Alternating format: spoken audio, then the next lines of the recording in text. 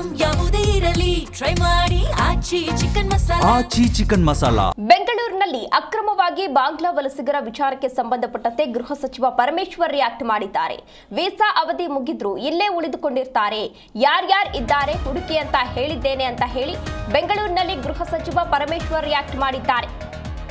ಅಕ್ರಮವಾಗಿ ಬಾಂಗ್ಲಾ ವಲಸಿಗರ ವಿಚಾರಕ್ಕೆ ಸಂಬಂಧಪಟ್ಟಂತೆ ಪರಮೇಶ್ವರ್ ರಿಯಾಕ್ಟ್ ಮಾಡಿದ್ದಾರೆ. ವೀಸಾ ಅವಧಿ ಮುಗಿದ್ರು ಕೂಡ ಇಲ್ಲೇ ಉಳಿದುಕೊಂಡಿರ್ತಾರೆ, ಯಾರ್ಯಾರು ಇದ್ದಾರೆ ಹುಡುಕಿ ಅಂತ ನಾನು ಈಗಾಗಲೇ ತಿಳಿಸಿದ್ದೇನೆ ಅಂತ ಹೇಳಿ ಬೆಂಗಳೂರಿನಲ್ಲಿ ಗೃಹ ಸಚಿವ ಪರಮೇಶ್ವರ್ ತಿಳಿಸಿದ್ದಾರೆ. ಕೆಲವರು ಸ್ಥಳೀಯ ಐಡಿ ಕಾರ್ಡ್ ಅನ್ನ ಮಾಡಿಕೊಂಡಿದ್ದಾರೆ, ಅದನ್ನು ಕೂಡ ಪರಿಶೀಲಿಸಲು ಅಧಿಕಾರಿಗಳಿಗೆ ಈಗಾಗಲೇ ತಿಳಿಸಿದ್ದೇನೆ ಅಂತ ತಿಳಿಸಿದ್ದಾರೆ.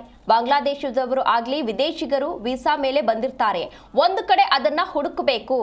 FRO ಅಂತ ಇದೆ, ಅವರಿಗೆ ಗೊತ್ತು ಇರುತ್ತೆ, ಅವರು ವಾಪಸ್ ಹೋದ್ರೂ ದಾಖಲೆ ಇರಲ್ಲ. ಅಕ್ರಮವಾಗಿ ಬಾಂಗ್ಲಾದೇಶದವರು ಬಂದಿದ್ದಾರೆ ಅಂತ ಸದನದಲ್ಲಿ ದೊಡ್ಡ ಮಟ್ಟದ ಚರ್ಚೆ ಆಯಿತು ಅಂತ ಹೇಳಿ ಪರಮೇಶ್ವರ್ ತಿಳಿಸಿದ್ದಾರೆ.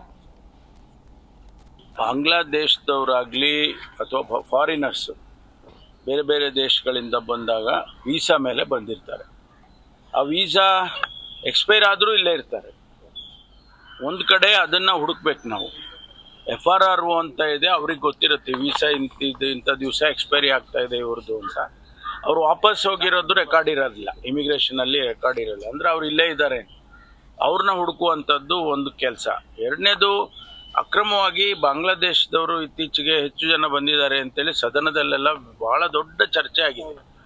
ಅದಕ್ಕೆ ನಾನು ಕೂಡ ಉತ್ತರ ಕೊಟ್ಟಿದ್ದೇನೆ, ನಾವು ಹುಡುಕ್ತೀವಪ್ಪ ಎಲ್ಲಿ ಅವರು ಇದ್ದಾರೆ, 20 ಲಕ್ಷ ಇದ್ದಾರೆ, 15 ಲಕ್ಷ ಇದ್ದಾರೆ ಅಂತೆಲ್ಲ ವಿರೋಧ ಪಕ್ಷದವರು ಚಾರ್ಜ್ ಮಾಡಿದರು.